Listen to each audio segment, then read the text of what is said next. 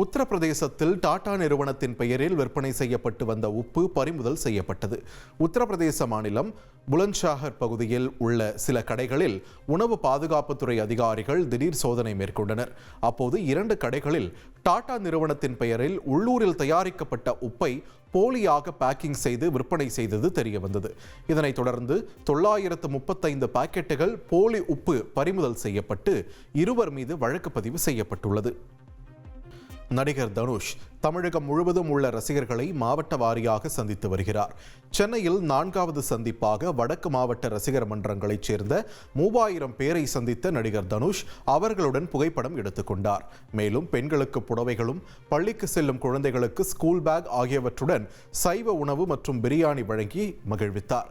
மேலும் இதில் வேலூர், திருவண்ணாமலை, காஞ்சிபுரம், ஆந்திரா உள்ளிட்ட பகுதிகளைச் சேர்ந்த ரசிகர் மன்ற நிர்வாகிகள் கலந்து கொண்டனர்.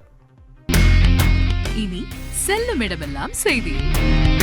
தந்தி டிவியின் வாட்ஸ்அப் சேனலை ஃபாலோ பண்ணினா செல்ல இருக்கும் இடமெல்லாம் செய்தி. இதோ QR கோட் இப்பவே ஸ்கேன் பண்ணுங்க, ஃபாலோ பண்ணுங்க.